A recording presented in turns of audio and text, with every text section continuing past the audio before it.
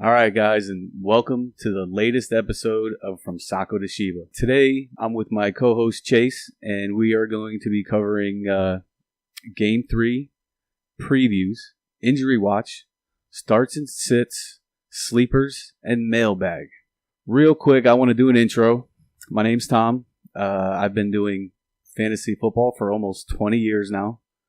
I love everything about it. I think it's a fantastic hobby. My first league that I started was in college, and we had 6 players, and it was a $20 buy-in.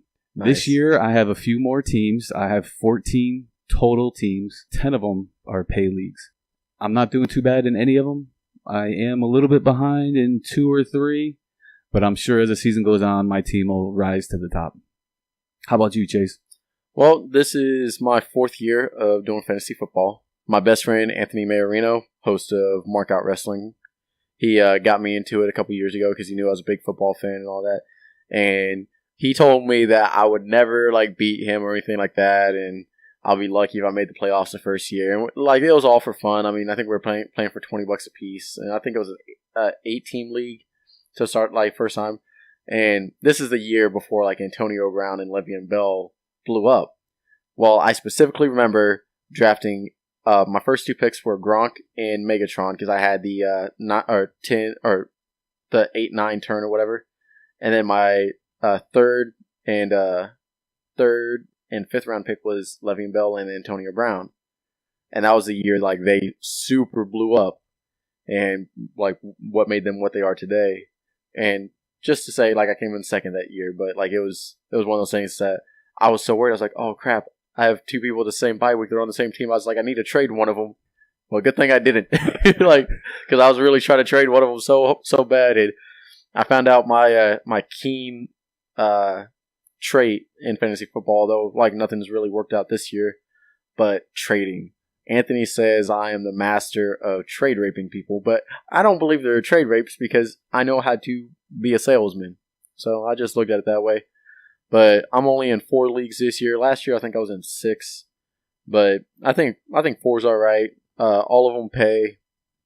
And then I guess I'm in 5 because I have one fun league that I tend to forget about. I just set my line. My lineup's ridiculous. We did a way too early draft. We did it right after the normal draft for the NFL. And I drafted Kareem Hunt. And I also picked up Leonard Fournette. And I had Le'Veon Bell in that draft too. I was so running backs I was stacked, and I went Keenan Allen because I'm high on him this year. I was just so my team's actually pretty ridiculous in that league. That's crazy. Yeah, those home for fun leagues are awesome.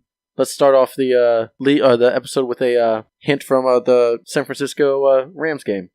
Todd Gurley touchdown. Nice. Woo! Get some cold cuts. And he's in that offense where they're designing it around him and Goff, and they're going to make plays. Yep. I love Gurley. Gurley's one of my targets. Yeah. Probably a big sell high candidate after this week. Yeah, he gets a little bit tougher going forward. Mm-hmm. All right, so what's up next on our agenda? Oh, we got game previews. So many of them, guys. You all do not understand how much work and effort actually goes into this stuff to get it ready so we can be properly coordinated for this type of segment. We're not covering the San Francisco Rams game because it's going on currently, guys. But I'm going to start off with a game that you all might want to just be conscientious of your lineups early on Sunday because it's Baltimore and Jacksonville at London, okay? It's going to be 8:30 a.m. Central Time. So if you're from Kansas City, which I assume you are, make sure you have your lineup set the night before. Or if you're really worried about I know Allen Hurns has a questionable tag. If he's going to be a game time decision or anything like that, make sure you wake up early enough, 7:30, wake up, and then you can go back to sleep because I doubt anybody's going to be watching this game. I'm probably going to be sleeping through it. I work late all the time, so I'm just going to not worry about it. But Buck Allen and Ben Watson, I think, are going to be the most effective weapons on Baltimore's side. Hurns and Lee are the only receiving threats for Jacksonville, and then you got Fournette. Keep in mind, these people are traveling all the way to London, so I don't have high expectations for both teams. I'm thinking it's going to be a very defensive game, and with that, I'm going to temper my expectations for all the players. Starting Baltimore D, and that's It's pretty much it for that game. I actually like that game. I think we're going to see some running stats come out of it. For Allen? For both teams, Fournette and Allen. I think they both try and pound the ball. I think they're going to pound the ball, but I'm pretty sure Baltimore's confident enough in their secondary that they're not going to, they can stack that box. And I know Fournette was effective week 1 against a stacked box, but week 2 he was very inefficient. It'll be a good test for him. Yeah. All right, what do you got going on? Man, I got a lot of high-scoring games this week. I noticed that when I was looking at the over-unders. I was like, Jesus. I was like, I got all the low-scoring ones. I was like, he got all the high-scoring ones. I was like, well, people are going to pay attention to his gagames. So let me go with, I want to say my lowest scoring game is Houston at New England. It's a 44-point over-under. Oh, real quick. Who are you taking, Baltimore, Jacksonville? I'll take Baltimore. I'm going Baltimore as well. All right, Deshaun Watson. Every time I watch him, I don't see an NFL quarterback. I think his best ability is escape ability, where he gets chased out of the pocket and makes runs, and that's not an NFL quarterback trait, so I don't want anything to do with him. One quick stat from New England is rookie quarterbacks are 0-8 going into Foxborough. I can see that. They complete 51% of their passes, which is horrible. I mean, that's pretty bad. I don't want anything to do with Watson. Lamar Miller, he's a decent start because he's going to catch some balls out of the backfield, maybe some garbage time. He's currently sitting at 60% of snaps, which means one of my other favorite young running backs is getting about 40, and that's Deontay Foreman. Every time I watch this guy play, I see the burst that everybody talks about, and I think he's going to start taking over more and more of the snaps. He has that breakaway speed. He just needs to be a little bit more elusive. He's a big guy, too. Yeah. The size of his legs are just, man. He's huge. It's a truck. And then we also have Nuke Hopkins. He is the target leader at wide receiver. This dude just keeps getting peppered and peppered and peppered by Watson. I think that's going to stop this week because New England usually takes away the number one option of the offense. New England's defense, though, doesn't seem like what it is. I still think they shut him down. And then on to the New England side. Everybody's going to start Tom Brady. We all know that. He is on pace for 5,712 passing yards. He's had 2 big games, so I expect that to continue. He may not get the 450 that he had last week, but he's still a great play. Gillislee is touchdown dependent. He's going to pound the rock maybe 15 times, and hopefully he gets 55 yards and a touchdown. That's what he's going to be good for the entire year. And then one of my favorite guys in New England is James White, the PPR guy. Just throw him the ball, let him go out in space and do what he does. Now, the wide receivers in New England is a mess right now. They've had so many injuries, and the only one that's really healthy is Brandon Cooks. And I don't like him at all.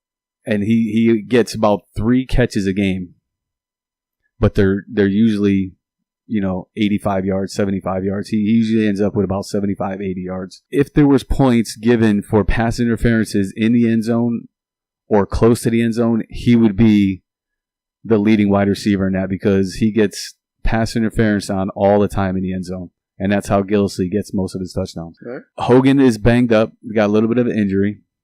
He did practice today, and today's Thursday, so most likely he's going to play. You got Gronkowski nursing a groin injury, I believe, and he also practiced today, so everything's looking up for those two.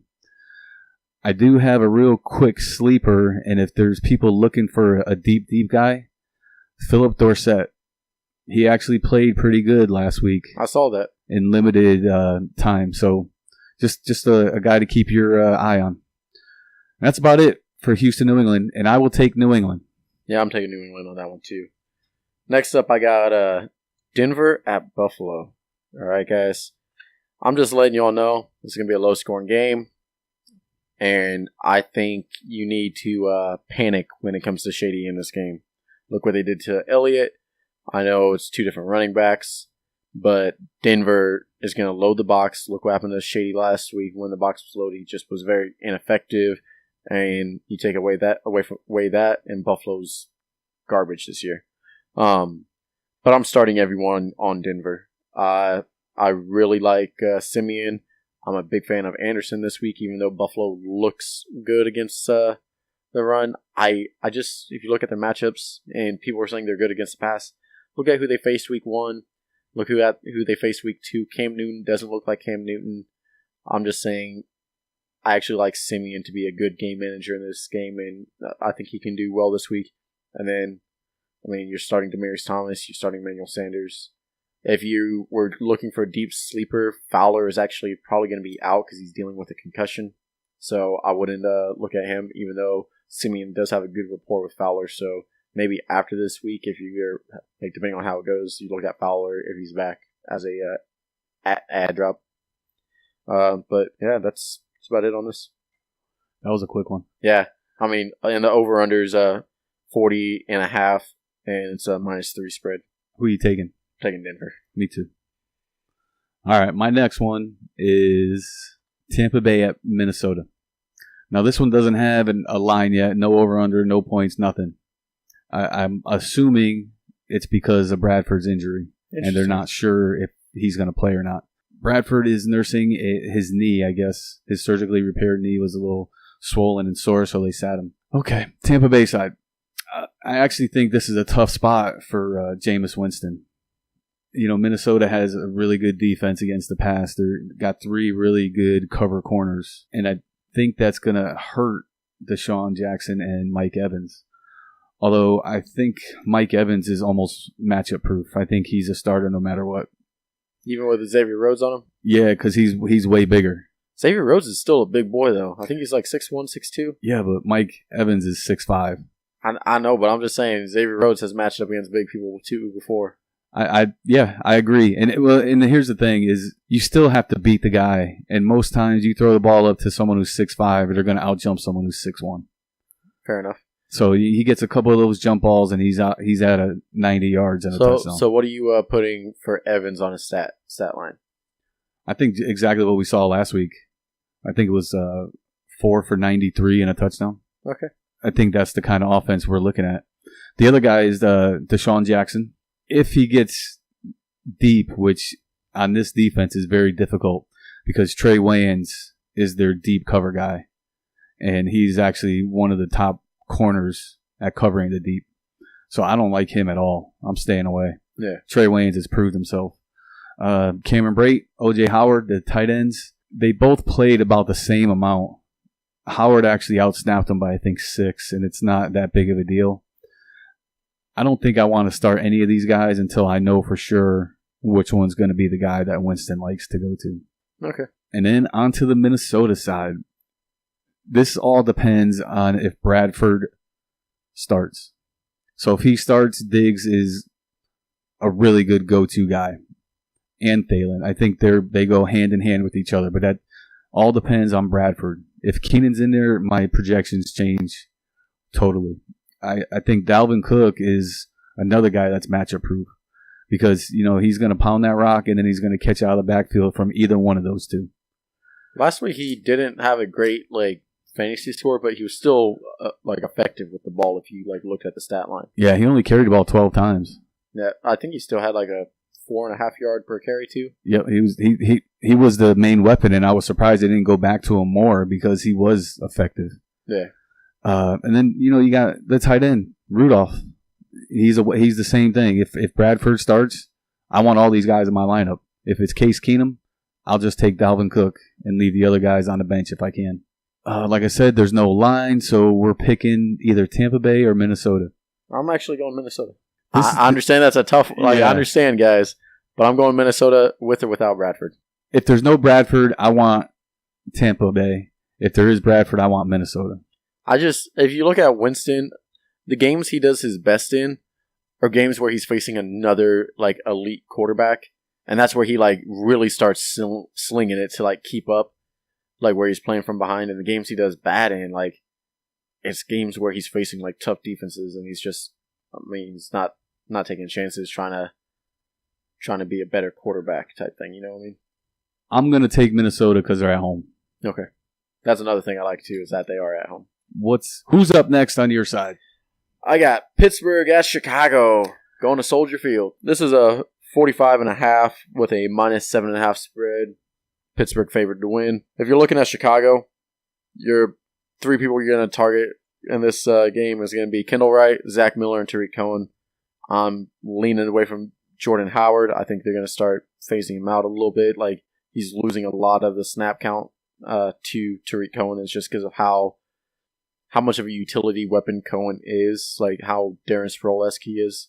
But with that, I mean, Pittsburgh's going to win this game. Even with Ben and Martavis Bryant being on the road, I'm really tempering my expectations with them because, like I said last week, Big Ben and Martavis Bryant are like Wizard and Patronus charm. Like, they go hand in hand when they're at home and on the road. But then you're obviously Bell. He got his volume. Looks like he knocked the rust off. Let's see them pound the ball the whole game with this. And then Antonio Brown, guys, it's Antonio Brown. What more do I need to say? There's no questions attached to him. I'm kind of curious to see if they start Vance McDonald a little bit in this game. Start bringing him more. I mean, it's 3 weeks for him now in this offense. I want to see how his target share goes this week, and because I feel like Jesse James is going to be even more phased out on passing plays, and you're going to see more of Vance McDonald. I believe Vance McDonald was inactive last week. Was he? Yeah. A healthy scratch? A healthy scratch. It's probably because he's still learning that offense, because that offense isn't some run-of-the-mill, like, generic high school offense. Like they got, like, crazy plays to learn. It's not easy. It's like, look at Kobe Fleener last year when he went to New Orleans Saints. That playbook there is not easy to learn either. None of the NFL playbooks are easy. It's amazing what information don't take offense to this, but McCarthy's offense with Green Bay is probably the easiest to learn. Oh my God, that's high school post plays, almost like run downfield, curl in, run downfield, slant out to the post, or slant like post routes. Just I was like, oh my God, it's just. But I'm taking Pittsburgh on that. I know those have been some pretty brief games, guys, but a lot of these players, you're either starting or you're not starting in my game so far. Yeah, I like Pittsburgh also, for the record. Okay, let's look at Atlanta at Detroit. Over under 50.5. Jesus Christ. Right? Both these teams are 2-0, so it's a battle of the undefeated right now. I believe this game is going to be one of the highest scoring ones of the week. Everything is shaping up to be that way. As far as defenses goes on both of these, I actually like Detroit's defense better than Atlanta, and one of the reasons is because of Vic Beasley missing the week. I'm actually surprised you said that. I was actually leaning towards Detroit's defense over Atlanta's. Oh, we agree on something. Well, we agree on a lot of things. That, to me, that means that I'm tempering my expectations out of Matt Ryan and the offense. So Matt Ryan gets a little bit of a downgrade just for that fact, but I still think we're going to put up points in this game. Devontae Freeman is involved in all assets of this game. He may give up a series or two to Tevin Coleman just for a breather, but then he gets right back in there and does what he does. Julio Jones, everybody's starting him. We all know that they want to try and get the ball to him more, and this might be the perfect scenario to get him more involved. You know who I actually like more in this game than Jones? On that side of the ball? Sanu plays second fiddle to Julio Jones. Yeah, well, it's Julio Jones, but I'm just saying, like, when you got Julio Jones on a team, like, look at Megatron and Golden Tate when Megatron was playing. Golden Tate had his best games when Megatron was on the field, and that's because freak athletes like that, you got to double cover. Yeah, and I think Julio's going to get his, and it's going to be up to Sanu to get his. He catches a lot of third down balls, so that seems to be his role in that offense. So hopefully early on, and Julio gets his, and then Sanu comes on and grabs him. And then you got Hooper, the tight end. I mean, this week is rough with tight ends, so if you got him, you're probably starting him because injuries have affected the tight end position hugely this week. Then we move to the Detroit side. And this side, I love Matt Stafford. I think he's going to be a top 5 quarterback for the week. I think I forget. I think it was Colin Cowherd I was listening to the other day, and he said it was Matty Ice versus Matty Price. I was cracking up, man. Matt Stafford is actually my start of the week. Nice. At running back, we all know, if you've been following, we all know that Atlanta struggles to cover running backs coming out of the backfield. And that means Theo Riddick should have a big game coming out there, and he's the PPR guy, so that's the guy that you want to target in some DFS stuff. And then Amir Abdullah is the pounder. He's the guy that's going to go between the tackles, some sweeps, and he's going to pick up his yards that way. And with Beasley not putting pressure on Stafford, I could see both these guys having a good game. Yeah, I think both are going to throw over 300 yards and 2 TDs. Easy. Yeah, I mean, that's what you're looking at in this game. Golden Tate, he's the number one guy. Stafford's always looking for him. You know who I think has a surprisingly good game on this side of the ball? Because he's not being shadowed by DRC this week? Marvin Jones? Kenny Galladay. Galladay. Because last week, DRC was shadowing Galladay. And Marvin Jones was left open. Jenkins was on Tate, and Marvin Jones was the one that was open. And then Eric Ebron, let's not talk about that. Yes, Ebron. You beat me by 1.75 points. Ebron, when you play the best, you lose like the rest. I'm just saying, I would have beat anybody else. So I'm 0-2 in 2 leagues, and I would have lost, or I would have beat anybody else both of those weeks, aside from the person I face. And I'm just like, you gotta be kidding me. Like, when you have, like, the most points for on your team when you look at the standings, but then you also have the most points scored against, you're just like, I can't catch a break. It'll turn around. Yeah, I hope so. I didn't feel bad beating you either. On to Marvin Jones. I actually like Marvin Jones in this game. He only has 2 catches for 2 touchdowns in 2 weeks. And I think this is the game where he starts moving and getting a few more catches and passes and touchdowns. And then Ebron is another guy you're probably going to have to start because it's so many injuries at the tight end position. You got an update on the game? Yeah. Todd Gurley, receiving touchdown from Jared Goff. Nice. I started both of them in one of my DFS leagues. Nice. Always like to hear good stuff. Yeah. Man. God. So I'm going to go with Detroit in this game. Oh. Ooh. Hot takes. Man. I'm going to be a little contrarian against you. And I think I'm actually going with the flow, but I'm going Atlanta. I still, man, I'm a big fan of both of those QBs. I just think, man, it's a tough call, but it's a coin flip. The thing that I think is going to happen is Detroit's defense is going to come alive like they have. And yeah, at the last quarter of the game where that's where Atlanta seems to fail is 3 quarters after the game. Yep, the fourth quarter. That's what I think. Yeah, that's a good take. Actually, I like it. But Atlanta and you're taking Detroit. All right, that's log. Next game, who do you have? Next game, I have an interesting game, and I know a lot of people are gonna like, oh, this is probably gonna be the worst game of the week, etc., etc. No game can be worse than last week's Thursday night football. I'm just saying. But this is Cleveland at Indianapolis. I'm really intrigued with this game because I think this is T.Y. Hilton's breakout game. Like, I mean, I understand Cleveland doesn't have, like, the worst defense in the world anymore. I mean, but they're not good, guys. Clearly, Indianapolis has the worst defense in the world. But I like T.Y. Hilton for this game. I also like Jack Doyle. I like Frank Gore if you're looking for, like, a contrarian DFS play. But interesting, I like Isaiah Crowell to have a breakout game. Like, he leads the team in carries with 27 carries for the season. But his yards are just god-awful. They have a good O-line on paper, but I want to see him do something now. If you're going to do it against any team, it's the Colts.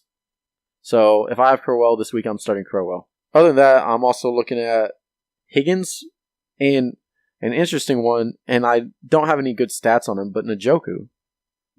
Like if you're that desperate at tight end, which later on in the show I have some good tight end sleepers and starts that I really like that maybe are available on your waiver wires, but I do like Njoku. If you're DFSing, the valve always seems to be lesser than Njoku, and he always puts up a few more points. It's just kind of weird how it works out. Interesting. But I'm actually going to take Cleveland in this game. I like it. Because you got to look. Cleveland's defense I know it was Big Ben on the road, but did good against Pittsburgh. I was like, they didn't do terrible. They showed some actual vitality to that defense and some conviction.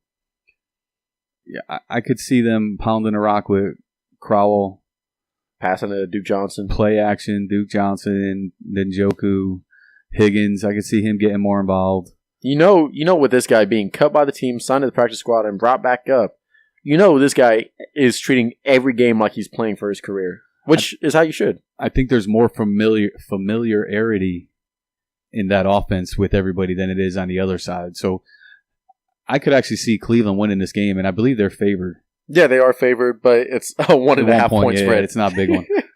Man, I could talk myself into either one of these sides. So yeah, it's not an easy game to choose. I'll take Indy just because. Just because. Yeah. The reason why I took Cleveland, what gave them the edge, is I trust their defense more than I trust Indy's defense. Indy has the funnel defense. Everything gets funneled into the middle and it stops. It's a weird defense. Yeah, that's actually an interesting way of putting it too. All right, and you're taking Indy? Yep. All right. Up next, what do we got? I'm going to go Cincinnati at Green Bay. 44.5. Everybody knows I'm a Green Bay fan. That's my team. That's who I root for. I believe Rodgers is going to do his thing. He always seems to end up with 302 touchdowns, and I don't see that changing. Ty Montgomery leads the league in most snaps at the running back position. He is a pivotal weapon in these types of situations. He's not always going to be the running back that pounds the ball, but he's going to escape and get a short little 5-yard pass, and that's huge in PPR stuff. Jordy Nelson is a little bit banged up. He's expected to play. If he doesn't play, I move Devontae Adams up. Adams is healthy, just shy of 100 yards last week. A beautiful touchdown in the end zone. Ball's just thrown out there. He runs and goes, gets it, and dives into the end zone. Cobb is also banged up with a shoulder injury, and I'm not so sure that he plays this week. He seems like he's going to miss, but I'm not 100% positive. And then Martellus Bennett, he had a lot of targets last week. In this game, I actually think they keep him in more to block. They lost both of their starting tackles. So in this game, I think Cincinnati has a little bit more of a pass rush on the outside, so he stays in the blocks a little bit more. With Atkins and Dunlap? Yeah. On to the Cincinnati side. I actually like Andy Dalton in this game. I think that in this new offense, he is going to be the focal point, and his job is going to be to get AJ and the running backs more involved. Let me ask you this, and this is a question for me. Palmer or Dalton? What's crazy is those are both of my sleepers. Oh. So have you had to pick one? I think Palmer's the better play. Okay. That's how I have it set up right now. Plus you got him on Monday night. Yeah. Which I like. I always think players have more pride on Monday night. Like, it's Monday Night Football. Everybody's watching me. It's time for me to get my game up and let's go do this. I'm ready. That's just my personal feeling. I don't know if it's true or not. Prime time, man. Prime time, yeah. And Andy Dalton sucks in prime time. Well, and then there's the opposite guys who suck when they're, live and in front of people. So you just never know. Dalton is one of my sleepers. I like Giovanni Bernard in this game. I like Mixon to get involved more. Hopefully, you see him breaking out. I think AJ, they're going to force the ball to AJ Green. Yeah. And I see him having a big it's a new offensive coordinator. He's going to want to put his stamp on this offense so he doesn't get fired. I mean, by the end of the season, they're probably losing their head coach and offensive coordinator and doing a whole change of office. I actually do have a question for you, though. This is back on the Indy game. What would you think about Jim Harbaugh coming to coach Andrew Luck in Indy? He did coach him at Stanford. I would love that. I would die. I'm like, okay, suddenly I'm an Indy fan. I mean, not quite like that, but I think that in order for Andrew Luck to have success in the league again, he needs to have an offensive line because he's gotten beat up year after year after year. But look that's what Jim Harbaugh would do. He will turn that team around. Like, he went to Michigan and they weren't the best of teams at all, guys. And he turned that whole team around. And I mean, he's one of those coaches that builds his team from the line out. Yeah, he's one of those really, really good coaches that and makes always everybody has a surprisingly good defense for being a QB guy. Yeah, and he probably delegates responsibility to his defensive guy. Says, "This is what I want. Get him that way, or we'll find somebody else." Yeah, I mean, that's a good possibility. You never know if he wants to come back. Yeah. One other guy, real quick, that I have is Tyler Eifert, and he seems to be always injured. And I'm on the verge of dropping him in one of my leagues just because I can't depend on this guy to do anything anymore. Someone dropped him in our listener league, and I was like, man, I really wanted him. I sat there and I was like, no. I think I actually picked up Austin Safarian Jenkins in that league. He might not play, though, this week. ASJ might not play. Interesting. They were talking about him. They said he might not be ready. We'll see. But I was just like, I figured I'd stay away from Tyler Eifert. I already have one injury-prone tight end with Gronk. Yeah, that's what I have, too. So, I think I covered everybody in that game. I like Dalton as a sleeper. I like Mixon to get more involved. AJ, I see having a big game. I don't want anything to do with Eifert.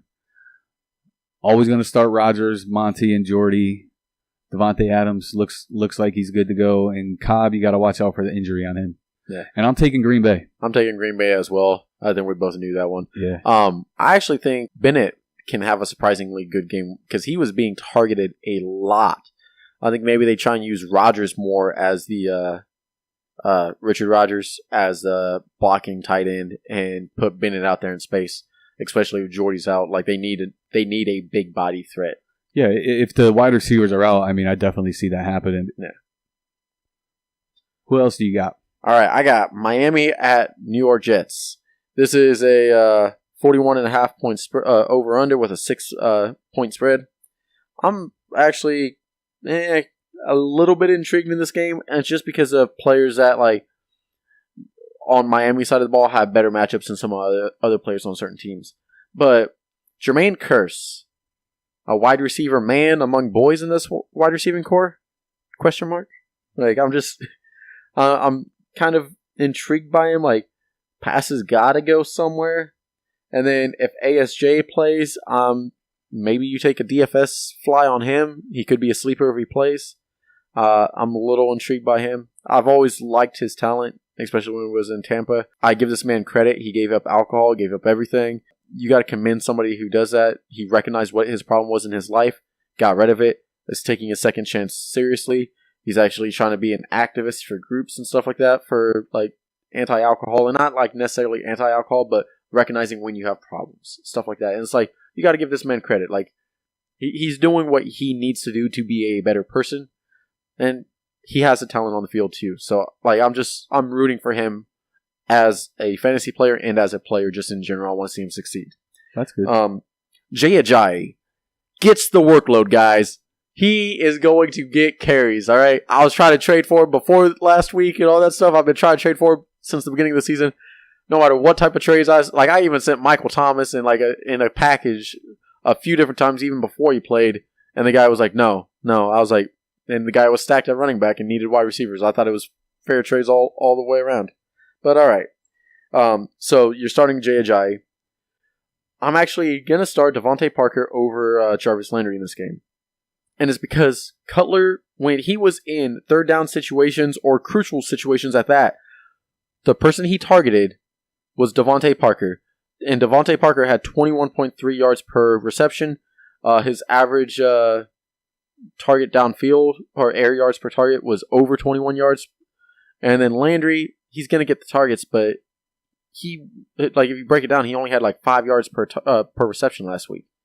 And it's kind of rough. Yeah, that's rough.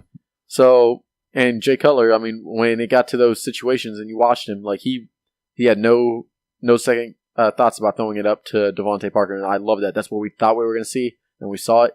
And then I do like smoking Jay Cutler this week.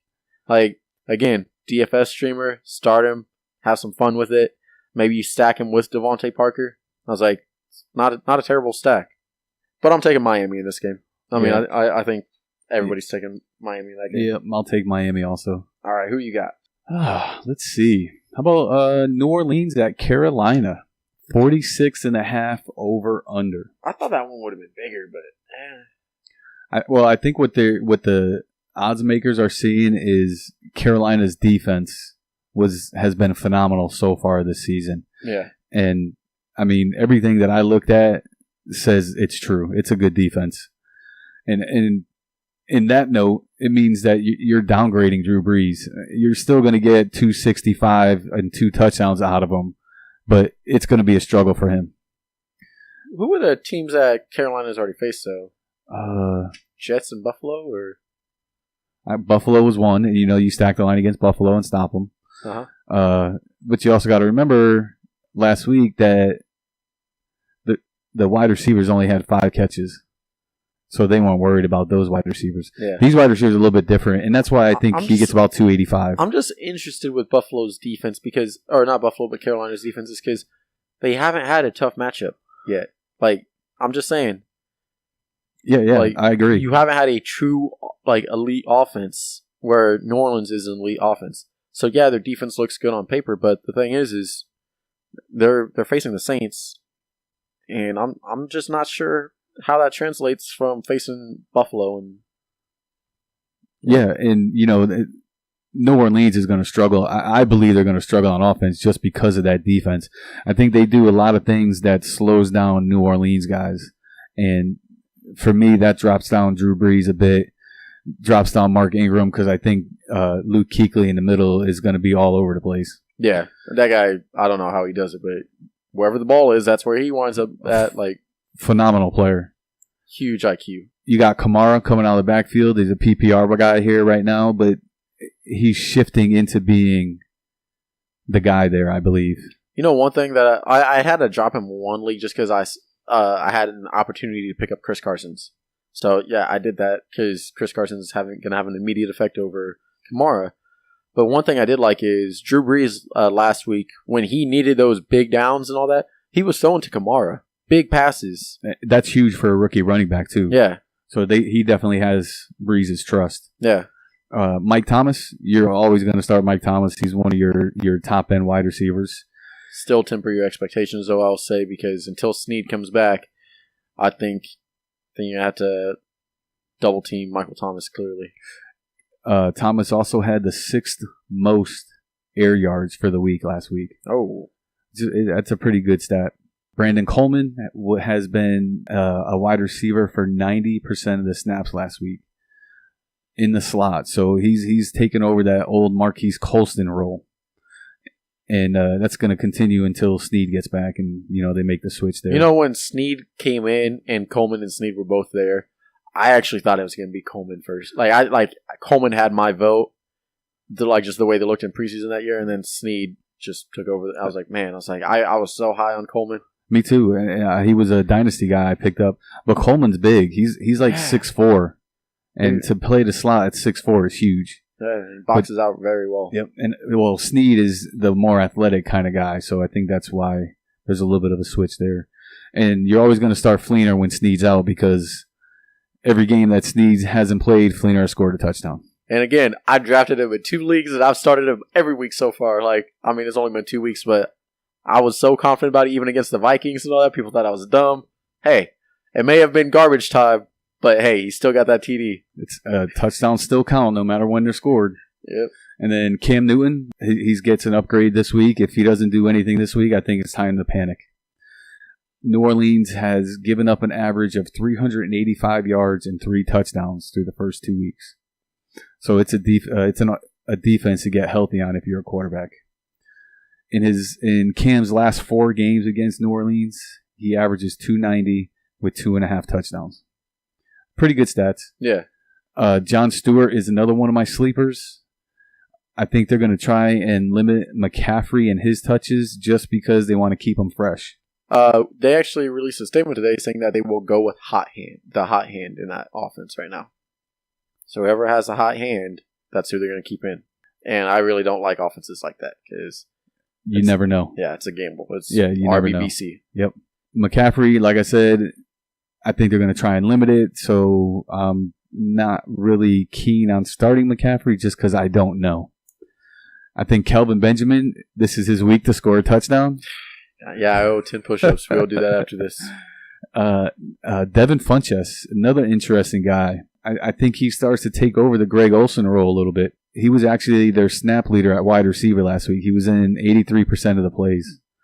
And then I'll just mention his name. I don't really want to have him on my team or start him. Ed Dickinson is taking over the Greg Olson tight end role. I saw him picked up in a few leagues, actually. I mean, wide receiver is hurting this week. Yeah. Tight end. Yeah, tight end, sorry. Yeah. So real quick, I got a question for you. Yeah. Are you a car guy or a truck guy? I've had 3 cars and 2 trucks and a motorcycle, so I don't know. I'm kind of torn, man. Like, I love trucks, but gas, man. Gas. I had 2 trucks for a long time, and I loved both of them. I think I'm more of a truck guy. I don't know. Whatever's more feasible at the time, I suppose. I've bought a car and a truck, and I will say that my truck is going to hate me, but I think I like my car more than my truck. Huh. What's your favorite car? Like, if you could have any car. Throughout history or anything like that? Yeah. It's probably a cliche, but I'm going to go with a 69 454 SS Big Block Camaro. I know him. It's a beautiful car. Yes. Or a Shelby GT Cobra 69 as well. Nice cars. My uncle had a Mach 2. That was beautiful. It was nice. My favorite car is a Corvette, and the specific one is my stepfather's 67 Stingray. Oh. 427 tri-power. It's amazing. Red and white. Has a racer stripe right down the middle. Every time I hear that car start, it just sounds like muscle car. Like, just gets your heart on. Oh my God. I mean, I've never driven it. He's never given me the opportunity, but I would be so afraid to drive that car. I think the fastest car I've ever been in was my friend's dad's Ford GT. Like, this guy lived on a gravel road too, driving. Like, I mean, this car is like crazy, crazy fast. Like, he never went fast in it. Like, when he took me out on a little spin. I didn't drive it or anything like that. But I was just like, oh my God, it was crazy. But man, that car is so fast. What's the fastest you've ever been? In a vehicle or a motorcycle, whatever. I will say that the speedometer is broken in the Corvette, so I'm not sure how fast we've gone in the car together. But the fastest that I know I've gone is 140. 140. I'm a big motorcycle guy. Like that's if you gave motorcycle as an option, I would have said motorcycle. Fastest I've ever been was 204. Man, I was on a ZX14. This guy's like my brother and all that. Let me take his bike out. It was governed, like had the governorship taken out, like the saying so fast. Man, it wasn't even redlining. Like I'm sure it could have done more. I was just like, it was just screaming. But people talk about tunnel vision. I had a ZX6R, and I had been 180 on that, 165. And like, yeah, you get a little bit of tunnel vision. It's a little bit blurry, but when you're going 204. Like, you have to be looking so far down the road because that's all you can see. That's the only thing that's clear. Mm-hmm. Like, for a quarter mile, everything's just a blur. And you're just like, and there's nothing, your eyes can't adjust. And you're hugging that tank so far down because if you even lift your head up above that little windshield just a little bit, that can rip you off the bike. Like, you're, like, even doing 160, you can do that. But, like, man, like, I probably did it for maybe, like, 10, 15 seconds. And then I was like, okay. Like, I got scared. Like, yep. Whew. That's enough of that. That's my big boy pants, guys. And it was at night in kind of a country area near Warrensburg, Missouri.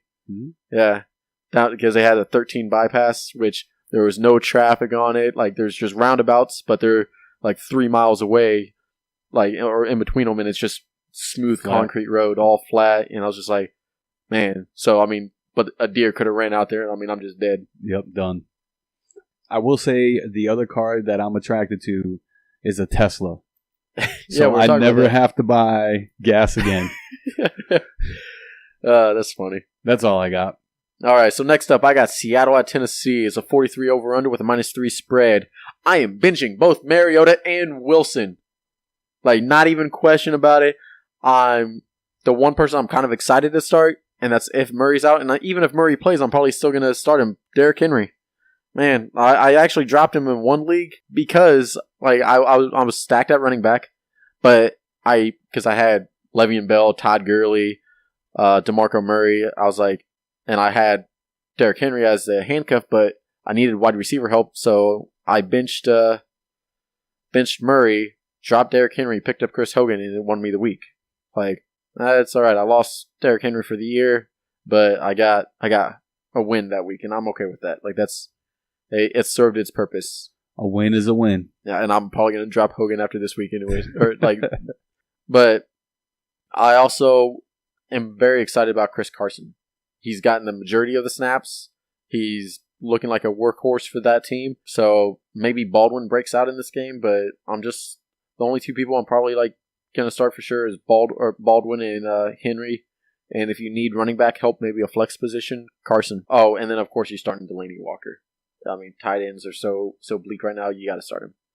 And it is in Tennessee, and Seattle's been terrible on the road of recent this past year. Brian Hoyer scored a rushing touchdown. Really? 17-7, 12 minutes into the second. Carlos Hyde left with a hip injury, apparently, but has returned. All right. What we got next for you? Who are you taking in that one? Ooh, yeah, I forgot about that. That's a tough one. I'll take. Do I have to pick? Can I pick a draw? I'll take. That's a tough one. Man, I'm going to take Tennessee, and it's only because what Carlos Hyde did against Seattle. Even though he's been consistent against Seattle last year too. Like, I'm actually going to go Tennessee or draw. I'll take Tennessee because I like their defensive line better than Seattle's offensive line. Okay. I will say it's Tennessee or a draw. Like, Tennessee or draw. Like, okay. I feel like that's a prop bet somewhere. It's got to be. Vegas has everything. Yeah. All right. Let's get to Raiders at Washington. This game is at 54. It's the highest over-under of the week. And everything that I see, it points to being a shootout. Like, I don't see any way that this game stays under 48, 50 points. You know, David Carr has all the weapons. So are you taking the under of 54 or the over? I'm going over. You're going over 54? Yeah, because I don't think either one of these defenses is that good. I'm gonna take the under on it. Like, and I'm not saying it's gonna be like drastically under. Like, I think it could be like 24 for Oakland or 28 for Oakland, and I don't think Washington's gonna score very much. Says you. Hey, it's okay. Kirk Cousins sucks this year. He's had a rough year. Carr, you know all his weapons. Marshawn Lynch gonna do what he does. Amari Cooper, Crabtree, even Cook, I think, gets involved in this one. Jared Cook. I have an interesting one for you, or question on this. Sorry to interrupt. So there's reports Josh Norman was shadow Amari Cooper for the majority of the game, and they're like, so Crabtree's gonna have a big game. Here's my spin on it. What if, like, for most of the game he shadows Amari Cooper, but in the red zone he shadows Crabtree? Because that's who I would shadow, is Crabtree in the red zone. Like, you gotta have your number one corner on Crabtree in the red zone. And I still think Crabtree is the better guy in the red zone, just because it seems to me like he has stronger hands and he wins more of those 50-50. You know, balls. one of my favorite plays, or touchdowns from him this last week, and yeah, I know it was against the Jets, but he ran into the end zone and turned around and put his hands up before even looking back at Derek Carr, and the ball was already coming to his hands. Like, and he just caught it and then just like jogged out of the touch or the end zone and like holding his gold chain. And I was just like, this guy isn't even looking, just knows Derek Carr's going to hit his hands, and Derek Carr just knows he's turning around. Like, I mean, it was just, the rapport was just, man, like, you need to take a shower after watching something like that. Well, and that's probably the thing, is Carr trusts Crabtree in the red zone right now, and I don't think that's going to change. That's his role. Soon. Like, it's not going to change. I don't think you see Amari Cooper targeted even a quarter as much as Crabtree in the red zone this year. I believe Cooper has played 20% more snaps last week than Crabtree did. But look at the efficiency. Yeah, and Crabtree was amazing last week. And that's why I'm also saying, like, I think Josh Norman will shadow Cooper until the red zone. And in the red zone, I think it goes to Crabtree. Because I think that's what you need, your number one corner. I think that's what you do. Why not? I mean, because Breeland can deal with Crabtree in open area because he's not a burner. He's not going to have those fantastic routes where Amari Cooper's going to have those great routes, so you can put Norman on him. Yeah, but I still see him scoring points. So, yeah. I mean, if they score points, that means Washington's got to score points too. Yeah. Washington's at home. You got Kirk Cousins. I mean, he's only going to improve when he gets to know all his targets. it seems to me that they found a good running back, the PPR guy out of the backfield, and Thompson. And, Oakland's defense isn't that good against running backs, so I think he eats this week. I think Samaje Perine might be the sneaky play for Washington this week. Well, here's the thing is Rob Kelly also practiced today. So, you're going to get split carries between those two. Okay. Terrell Pryor, one of my favorites. I think he's a sleeper, another guy to watch out for because the Raiders' corners are not that good, and none of them are as physical or as big as he is. Jamison Crowder is still nursing a little bit of a hip injury, I believe. So I think that a lot of his targets go to Pryor, and I think this is Pryor's week. And then at the tight ends, you got Jordan Reed. Seems to always be banged up, always hurt, always something wrong with this guy. I still love him. I think he's one of the PPR guys that you target at tight end just because when he is healthy, he is one of the top guys at that position. If he doesn't play, I think Vernon Davis comes in and does a decent job also. So keep an eye out for Reed if he plays, if he practices. Practice today. Friday, for the injured guys, Friday is the big practice day. If you practice on Friday, you're going to play on Sunday. That's just how the NFL works. Nope. I will take Washington to win this one at home. I'm taking Oakland. I knew it. Their offense is so elite. It's crazy. I'm taking Oakland. So if Oakland scores 35 points, does Washington score 24? No. See, I think they're a lock for 24. Okay. Is that this week's bet? I don't bet too often. I think fitness betting's okay. Yeah, I do too. You bet when you play fantasy football. I mean, that's what it is. To a degree, yeah. All right, next up, I got the 816 favorite. Kansas City at LAC. 46 over-under, -3 spread. All right, people apparently have the impression that I hate Kansas City. No, I actually love Kansas City. I'm just an Eagles fan, and I'm not going to root for Kansas City when the Eagles are playing them. And you wouldn't do the same when your team's facing anybody else. It doesn't, you know what I mean? I'm just going to put this interesting stat. The last time the Chargers beat Kansas City, do you know when it was? Was it Monday night? No, they didn't beat them on Monday. They lost on Monday. No, I don't remember. No, just what year? No idea. Week 17 of 2013. It's a pretty the good last streak. time, and they won both times that year in 2013 against the Chiefs. But that's the last time. However, there have been, I think, 3 games in that time span that have gone to overtime, but the Chiefs have always came out ahead. I will say this is the best the Chargers have been in recent years. Their defense looks very underrated. I really like their defense, guys. They have great top corners, Casey Hayward and Jason Verrett. Is Verrett still hurt? Verrett's injured, and I don't think he's going to play this week. Well, if that's the case, that changes quite a bit for me. But still, Casey Hayward's still a great corner. But I mean, he's not as good with Verrett out. Other than that, I mean, the Chargers are going to pass a lot to stay in this game because I think Henry's going to have a great day against them. Or not Henry, Hunt's going to have a great day against them. But I'm looking for Hunter Henry and Keenan Allen to be their biggest fantasy receivers for that team. Rivers could be a sneaky play. I kind of like him as a sleeper. And, I mean, Kansas City hasn't been great against the pass. I'm just saying their defense isn't as elite as it has been in recent years. And then Kansas City will be facing the second-best secondary if Verrett played. But with Verrett out, I think Hill's going to have a great day now. If Verrett was playing, I was like, Hill's going to be tied up with Verrett. It's not a lot getting away from him. So I was looking for Kelsey and Conley to have a good day. Now I think Conley still has a sneaky upside if he's more involved in the red zone. But Travis Kelce's probably going to be the number 1 fantasy receiving side next to Hunt being on both running and receiving. But Smith will be outside the top 10. He's not going to be a top 10 receiver this week. He's been struggling. Just don't start him. That's about all I got for that game. I was like, and I'm taking Kansas City. Yeah, I think San Diego's defense is very underrated. I said San Diego. Yeah, I'm going to say Chargers. Yeah. I think their defense is very underrated. And in a game like this, you're actually the 816 people, the people that listen to our podcast a lot, are going to see that they improved a lot. And everybody except for them is 2-0 in the division. So we shall see. Who did you take? I took Kansas City. I'll take Kansas City also.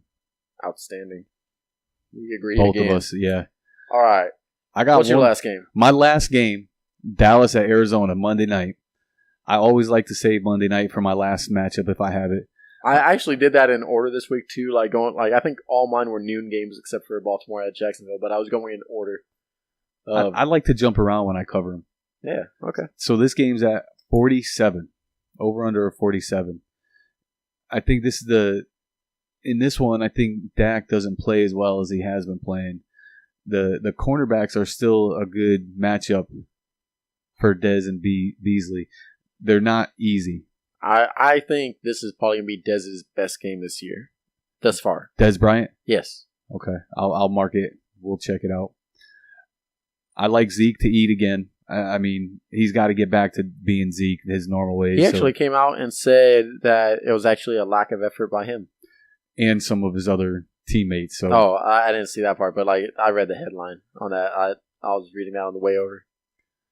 So I think they struggle a little bit more than people are thinking because they feed Zeke so much. And when you feed Zeke, that means a play action pass, and I think we go right back to Jason Witten. I think it's going to be another Witten game. I told you, I'm pretty high on Witten season long. Just leader of targets and yards at tight end. It's amazing at tight to end? me. Yeah. Interesting. Yeah. Yards at tight end? How many yards does he have? I don't have it written down. Because I know Zach Ertz is third in the league for receiving yards with 170. Do I have? He had 97 last week. And the week before? I don't have last week. I don't think he's a leader at tight end for receiving yards because Zach Ertz overall. Maybe it's targets and receptions. That's probably what it is. Yeah, I was like, his target or yards overall, receivers, tight ends, anybody. Zach Ertz was third on that list. That had me blown away. I was like, damn. I was like, well, I guess he had 90 and 93, so. I'll have to look that one up. Or 98 and 93. I don't have those stats in front of me, so I'll go look it up. Yeah. I'm not a fan of anybody on Dallas' side, just except for Zeke. I think this is Zeke's. They challenge Zeke, I think, this week, and I think that's what we're going to see is Zeke left, Zeke right, Zeke up the middle. Let me catch a pass, Zeke. Even with Chandler Jones? Yeah. Okay. Chandler Jones has been looking pretty good on that defense. I was just still surprised. He's still a good player. Yeah. Then we go to the other side, Carson Palmer. I actually think this is a good game to sneak Carson Palmer in there. Yep. That Dallas's defense doesn't really scare anybody. They limit the running backs more than they limit the wide receivers, and we all know that David Johnson isn't there anymore. Yeah. So we're splitting carries between CJ2K, Andre Ellington, and Kerwin Williams. I actually think CJ2K is going to lead the team on running back snaps this week, and I'm giving him a total of 15 touches. Well, I think he's going to hit 15 touches. He's the not special, not spectacular, but solid player there. He's reliable. Yeah. I Well, still have Andre Ellington as the PPR guy. I think last week CJ2K had 4 yards per carry. Yeah, it was 4. On like 11 carries. 11 for 44. Yeah, I was like, that's good stats. Like I told people last week, I was like, I was leaning towards Chris Johnson if they signed him back, and one of my buddies actually listened to me in our listener league, and he picked up CJ2K. I was proud of him. I was like, all right, man. Yeah, it's a good deal. Kerwin Williams seems to be getting pushed out for some reason. So he's just not good. I think the people said it was based off of talent why he made the team and CJ2K got cut. But I think it had to do with his contract because CJ2K was, I think, guaranteed $4.5 million if he stayed on the roster before week 1 or whatever. If he made the final cut, that's a lot of money to be towards an old running back. And I think they're doing the same thing that they did with any other person that has a cap they don't like. They cut them before, they lose that guaranteed money and then sign them back for essentially veterans minimum. Yeah, and a lot of times those decisions come down to money. I mean, look at it like this. If Zeke went out, who would you rather have? Alfred Morris, who's been the number 2 back this whole season, or Darren McFadden, who they've been doing healthy scratches? I will take McFadden because he could catch a ball. I'll take McFadden because the reason why I think they're putting him inactive on those games is because if something does happen to Zeke, they want to save him because they know his talent down the road. And it's not saying Alfred Morris isn't talented, but like you said, he can catch a ball. Yeah. And then wide receivers in Arizona, Fitzgerald, I think it's a plus matchup. I love everything about him this week. I'm going to try and start him as much as I can. Then you got J.J. Nelson. And everybody knows that in his last 7 games, he scored 7 touchdowns. I'll make you a trade right now. Trade offer. I'm listening. I'll give you Fitz and someone else of comparable value for Diggs and Nelson. I love Diggs. I know, but Diggs doesn't have Bradford. He has Case Keenum. But I still love Diggs. I'm just saying, you get Fitz. I'll have to think about it. I think we could work something out right there. I was like, I just want J.J. Nelson. And there's no tight end to talk about. They don't use a tight end that much in Arizona, so I'm not even going to bother. Those are all the games that I have. I actually, a few years ago or whatever, when they picked up Jermaine Gresham, I was so excited for him. I was like, yes! And then I was so let down. I was like, man. So, Dallas or Arizona, who are you taking? I'm going to take Dallas. If I don't take Dallas... You have no idea how much that pains me. If I don't take Dallas, my girlfriend will kill me. So I'll take Dallas. Oh, I don't think I can be friends with Danielle anymore. Is she a Dallas fan? Yes. Oh, my God. I'm not coming over for Thanksgiving. What do we got coming up? What's the next segment we have? Well, we got one more game. Oh, we do? The last game. Yeah, because this week I had the 8. Oh, you had the 7. Extra one, yeah. Each week we're kind of splitting that because we're not covering Thursday night games, guys. But I actually have probably my favorite game of the week. Let me get back to it. Just lost my page. All right, I got New York Giants going to the home opener of the Philadelphia Eagles, the city of brotherly love. Come on, guys. This is going to be a great game for the Eagles, at least, because New York Giants O-line was so terrible that Detroit was only rushing with 3 or 4 pass rushers and still getting to Eli Manning. Come on, that's so terrible. You can't protect your QB. In fact, Eli Manning even tried scrambling a little bit to get him an extra, 10th of a second. He couldn't make it past 2.9 seconds in the pocket. That offensive line is horrible. I'm just saying, people were like, oh, well, Odell's still going to have a good game if he plays. 1, he's still limited in practice. 2, I don't care how bad the Eagles secondary is. When we have such an elite pass rush and they have such a terrible O-line, I'm just saying, if he can't get open in 2.9 seconds, he's not getting open. Or if he can't get open in less than that, he's not getting a pass to him because Eli Manning's going to get sacked. He's going to make terrible decisions. I'm taking the under on this game, and it's only a 43 over-under, the -6 spread, but I'm taking Philly. I'm taking the under. Philly's D-line will have a feast. I mean, they're going to have a heyday on this. I'm starting Philly's D. Odell, I'm wondering if they're going to put him on a snap count if he does play like he did last week. I'm benching Jeffrey because they're probably going to put Janoris Jenkins, their DRC, on him. On the other side, they're probably going to... Neither of them shadow to the corner, so... I mean, you got Nelson Aguilar, who's just going to stay in the corner the whole time. He's not going to go to the outside. So you got Torrey Smith, Alshon Jeffrey. They'll move around, but they're going to be shadowed by those corners. But Zach Ertz, I will say, will have a 3rd straight game of 90-plus yards because the Giants are terrible against tight ends, guys. And even against that tough defense, I'm still going to start Carson Wentz. I'm not starting any running backs and on either side of the ball. So that's pretty much it, guys. I mean, that's the only threat. I was like, for the Giants is Odell, and if you can't have a quarterback, if a quarterback can't complete a pass, I was like, yeah, I love Philly. I love their defense in this game. I think that's going to be a huge difference. I heard that Malcolm Butler is still on the trade block, and I really want them to trade for Malcolm Butler. Man, I don't care what you got to do, just do it. And you know what kills me is every time, if you look at players that were on Philly's team that went to, they wind up going to the Patriots and doing good. We traded Eric Rowe, who was a 2nd-round cornerback for us, because he was struggling. I didn't think he was struggling because of being a bad player. I thought it was because we had a shitty defensive coordinator at that time when we had Chip Kelly. I was like, he was a talented guy. I was like, I liked him when he was in college. I was like, and he comes in and he doesn't do good, and we don't give him enough playing time, and we trade him for pretty much nothing, and then now he's a Patriots slot corner that's solid every play, and they're he's so solid that they're okay with shopping Malcolm Butler still. And sometimes what happens in a team of that many people is you don't get along with somebody. So he might not have gotten along with one of the stars they had or one of the coaches, or it just rubbed them the wrong way, and they're like, okay, we got to get rid of him. During the Chip Kelly era, they tended to let any player that disagreed at all with Chip Kelly on anything. I mean, there goes Shady, there goes Deshaun.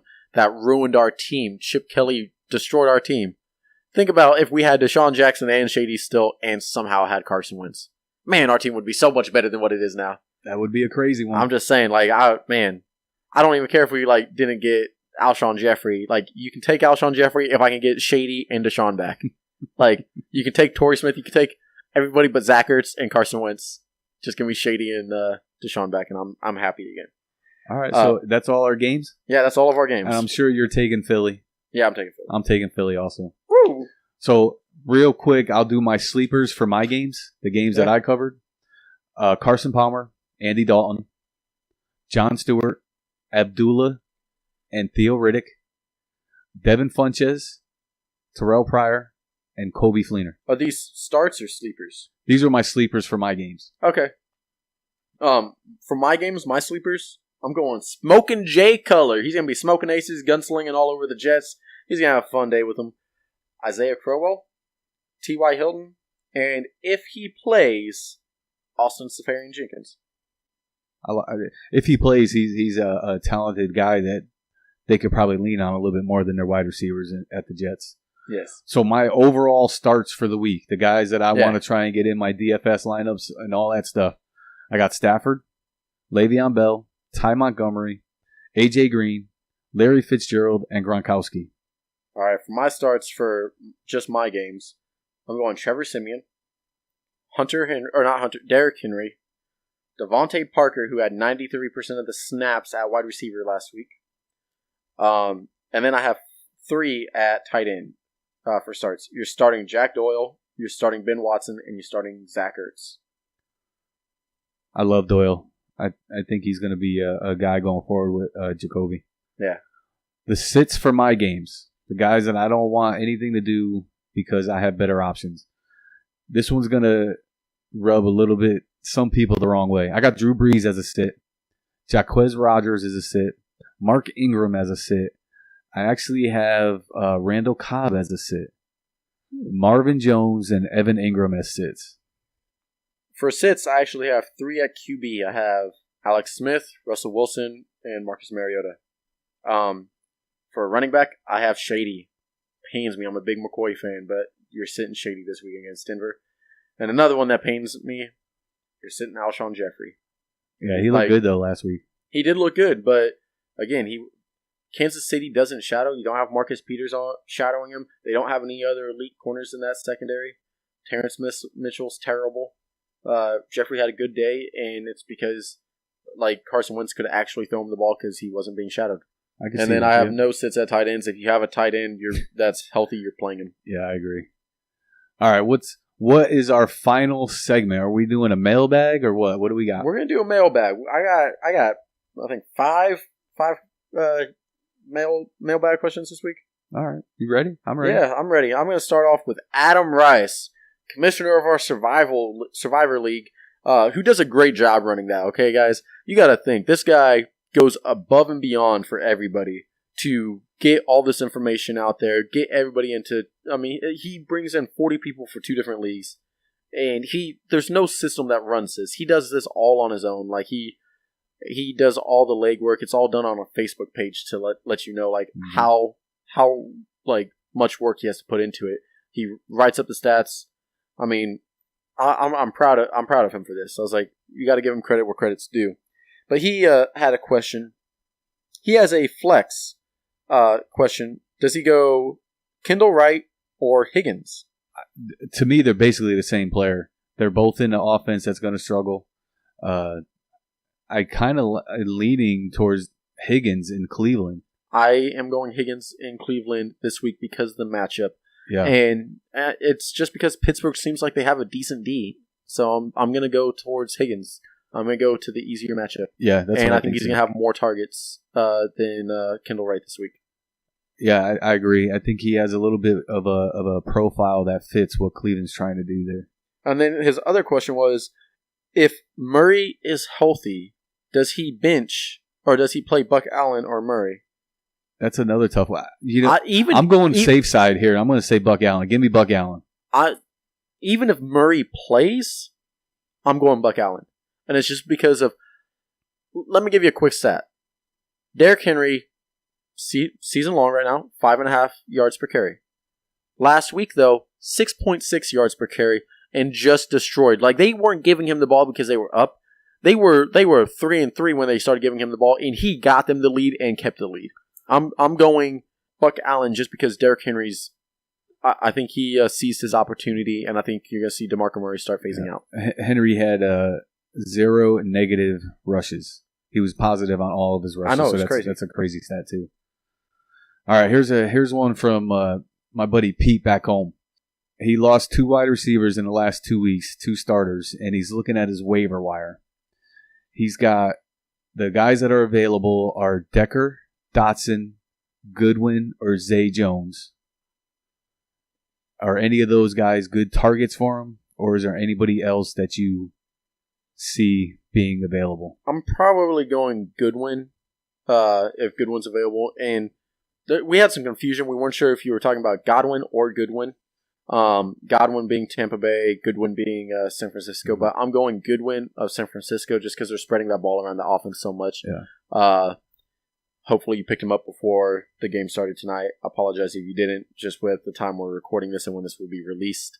But if J.J. Nelson's available, which I know he's available in a lot of leagues, I'll look at him. And then another person who's also that you can probably start this week on Monday Night Football would be Jaron Brown, because he had 11 targets last week. I was like, you may look at starting him too if he's available or picking him up. He would be my number one over Goodwin if he's available on Jaron Brown. I threw a deep sleeper at him, and I said, why not Dorsett in New England? I like that one. Yeah, that's fair enough. I stand corrected. I still like Jaron Brown just because of the target share. Yeah, I agree. But, Dorsett's a dart throw, so if you get lucky, you get lucky. And Dorsett could be a more season-long, where Jaron Brown is probably just temporary. I had a trade happen in one of my leagues, so I just want to get your thought on it. Yeah. It's a standard scoring, 12-team, Javoris Allen or Sammy Watkins. So they're trading Javoris Allen for Sammy Watkins? Yep. Ooh, I want to be... Like, the thing that worries me is Sammy Watkins, there's a lot of plays he's getting wide open on and just not even being targeted. Like, I don't think he has a drop yet this season. I think he has a total of 8 targets and 8 receptions. 5 week 1 and 3 week 2, and he's caught everything his way. But I'm actually going Buck Allen. In the league that we're talking about, it favors the running backs a little bit more. And I think Buck Allen has an opportunity, and I like that a little bit more than what Sammy Watkins is getting. So yeah. I'm on the Buck Allen side too. Next up, Anthony had a question. This week, Newton or Cousins? I'm a Newton fan, and I think that everything is setting up for him to have a big game, a nice comeback, scoring a bunch of points, running the ball, completing more than 60% of his passes, hopefully 300 yards. That's just me, though. What's your take? In this matchup, I'm actually taking Newton. Now, we have another Newton question, too. So in this matchup, Newton over Cousins, I'm taking Newton. This next one, Christine asked this question: Newton or Rivers? I still like Newton, and just because I don't think New Orleans is going to be able to pressure him as much as Kansas City is going to be able to pressure Rivers. I'm actually going Rivers on this, and it's because Newton hasn't passed Cousins hasn't passed the eye test for me, but I just like Newton's upside in that game better. But Rivers has passed the eye test and has looked efficient. He has Keenan Allen, who's his favorite target back, and the rapport between them was just through the roof this year. I'm actually going Rivers just because Kansas City's secondary is not the best, and Keenan Allen doesn't need to get deep downfield to make plays. You can give him short slants, mid throws, and he can take it from there. So Phillip Rivers doesn't have to hold on the ball longer, and I think they're just going to be in the red zone more often than Carolina. Interesting. I'll still take Cam. Give me Cam. Yeah. We this week. Maybe we do a bet on that one. Rivers or Newton this week. Is that the one? I only bet when I know I can win. Oh, man, you sound like my biological mom. That's what she said. She's like, don't ever gamble unless you know it's a sure thing. I was like, but then it's not gambling. All right. You got any other questions? Because I still have a few more. I got one more, but it was a trade that I made this week. All right, let's hear it. So I traded away Chris Carson and Alvin Kamara for Mike Thomas. Oh, yeah, we were talking about this one the other day. Okay. Now, when you first sent me the message saying that was the trade you did, my immediate reaction was, holy crap, he just traded them away. Like, who would do that? Who would trade Michael Thomas for them, both of them, unless it was a dynasty league? And for me, I was like, the only way I would do that trade if I was in a dynasty league is if, like, I'm looking at Michael Thomas's playoff schedule, which is cake, by the way, guys. I was just like, I thought you were selling the farm for Michael Thomas, and I didn't like it then. But you told me it was a redraft league, and then I was like, oh my god, I think you got a fantastic deal. Yeah, you gave up Chris Carson, who's a starter now, or looks like a starter now. He's getting the workload. And you gave up Alvin Kamara, who has a high ceiling, but you're getting Michael Thomas on the low. You're getting, like, he's a possible top 10 receiver, and you're getting him on the lowest stock you could. So I think it's a great trade, especially if you can flip, like you were talking about, Michael Thomas into somebody else. The way I looked at it was my running back starters. I already had C.J. Anderson, and I have Henry that I picked up. I got him for cheap. And I have Jaquez Rogers, which in 3 weeks I'm going to have to do something with anyway. So let me try and get something of value for these two running backs that I could use to flip something later. Because the wide receivers I have are also stacked. I have Mike Evans, A.J. Green, and Doug Baldwin in this particular league. So I'm thinking that the value that I got from Mike Thomas is going to outweigh what Carson and Kamara do. Okay. That's just how I saw it. I actually made a trade offer in one league, and the guy told me I was retarded. I already told you about it. Yeah. And, like, I forget the exact people now. I was trading Michael Thomas and Ben Roethlisberger for Jay Ajayi. Like, and the guy who had Jay Ajayi, his only QB was Cam Newton. He immediately responded back with, "You're retarded." I didn't think I was retarded. I thought it benefited him just as much as it benefited me. I thought it was a fair trade. But is that crazy of a trade? I don't think it's that crazy of a trade. If I was hurting at quarterback or at wide receiver, I would definitely think about it. Oh, and his wide receivers, I believe, were like Macklin, Hill, and Diggs. Yeah, I mean, you probably need an upgrade at some point. And if you have extra running backs and you could plug in Thomas. His other running backs were Fournette, Hunt, and Thomas Rawls. Yeah, to upgrade at a wide receiver spot, I think you do something like that. I feel like if I offered it for Hunt, I'm being retarded. But I thought Jay, I thought that was reasonable. It's an interesting one. The funny thing about making a trade with people is I never want to insult a person because I never know if somewhere down the line I'm going to have to try and make a deal with them or something's going to work out where we match up to make a trade. So I would have said, okay, I don't really like this trade. Here's the reason why. But maybe if you add in something, we could try and work something out. Or I always want to be positive, even though I don't like that trade. So, and then the other trade I made was Chris Hogan for Isaiah Crowell straight up. Selling high on Chris Hogan, buying Isaiah Crowell low. Just because I need running back depth. This guy rejects the trade, which is fine, but counters with Keenan Allen, Chris Hogan, and his IDP league, and Casey Hayward for Isaiah Crowell. Just what kind of trade is that? Just quietly decline, say no thank you, that's way too much, and I'm gonna move on. Yeah, I was just like, man, I was blown away. I was like, oh, you must be smoking something. Like, you on that good stuff. You must be in Colorado, man. Like, because you're a mile high. Yeah, and that's the crazy thing about trading is everybody always thinks that their player is better. Yeah, and I understand that. Like, I always think my players are better. Actually, I'll be honest. I'm going to sell my players like they're better. perceived value is what you're Yes. talking about. So everybody has their players as being higher than your players, and they don't want to make this move because they might need him in a couple weeks, or he has a good matchup this week. I want to play him. I've been having a tough time to try and make any trades happen. Even running the mill trades, like for pretty much like nobodies. People were just, I mean, people like I tried making a trade for Frank Gore, and it was a reasonable trade too. Got declined. I was like, oh, Frank Gore. Like, I mean, I made you a fair offer. Like, I mean, it was 2 players for 1, but both players are actually getting work, and it blew me away. But moving back to the mailbag questions, God, this episode's going long. I apologize, guys. We have Jesse Thompson, who is a childhood friend of mine. Grew up in Lexington, Missouri with him. He's in an interesting league. He has a flex question, but it's 1 point per 5 receptions. All right. He's wondering who he flex: Tariq Cohen, Emmanuel Sanders, or Jonathan Stewart. With it being a 1 point per 5 receptions, I'm not so keen on worrying about who gets the most receptions because, I mean, it's not making that big of an impact. If I was worried about like PPR, I'm going Tariq Cohen. But with the game scripts now, and with that type of format, it makes it a little bit more of a difficult question.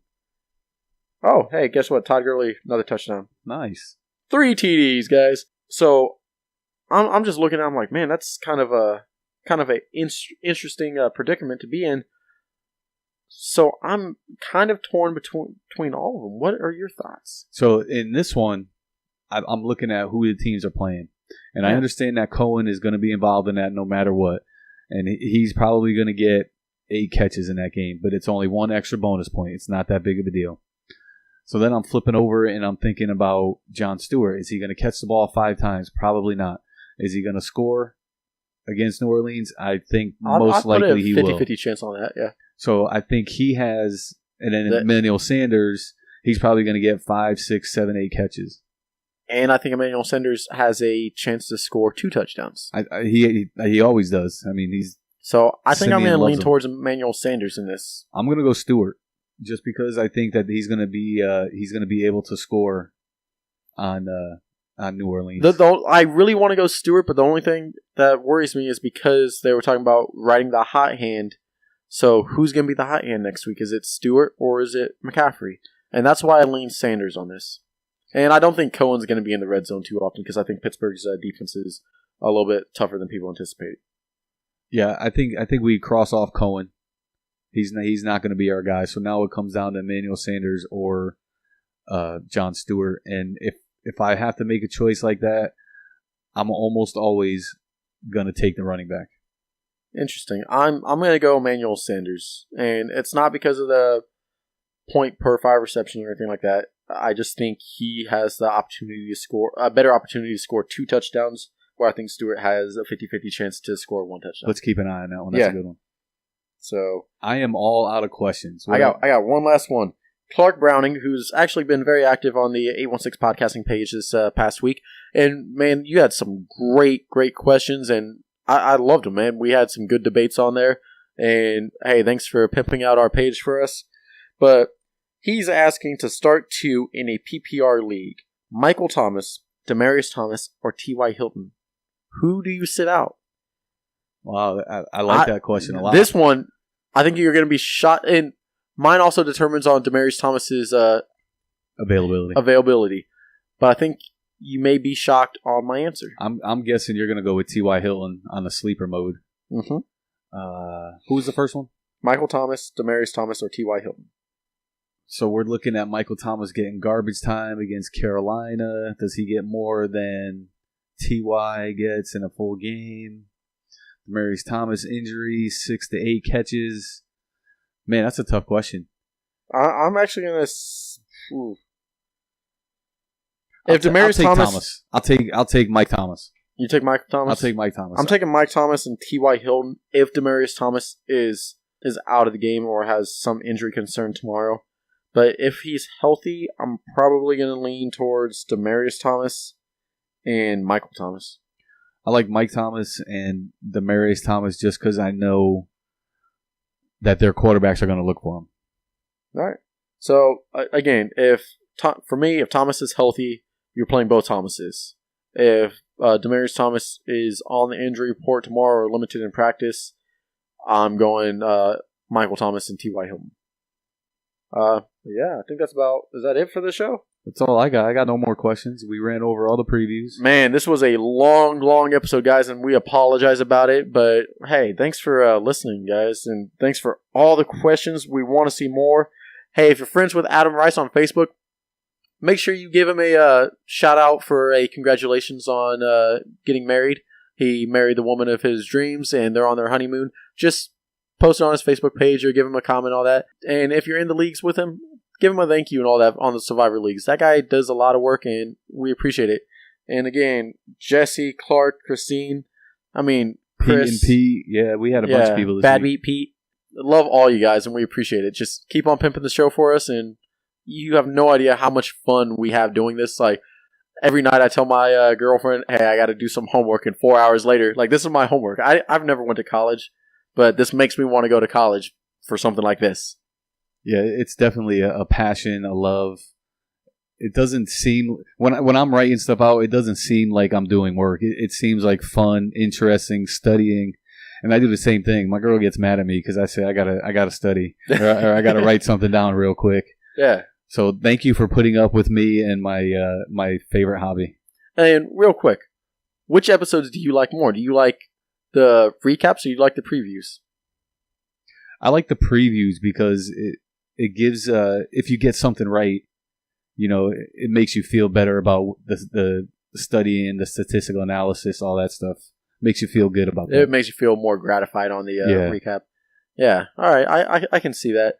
For me, I'm kind of torn on it because I love showing all, like, writing down all this, like, prepping for the show and all that.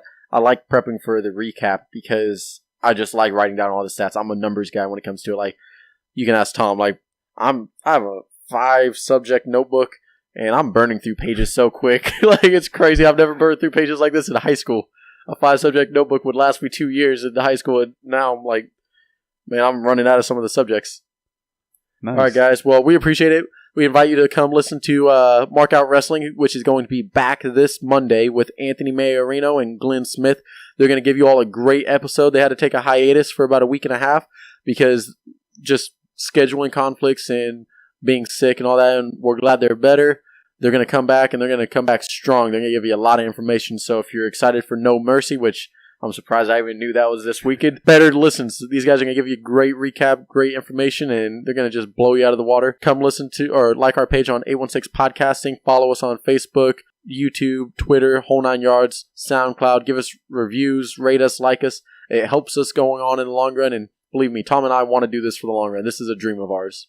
It's a lot of fun, and I enjoy every week. I love football. I love fantasy aspect of it, and I love sharing what I know. Like, it doesn't seem like it's a lot, but it really is, and I love sharing. So I just want to say thank you, and like Chase said, like, share, follow, subscribe, get our name out there, keep pimping us, and thank you, and keep listening.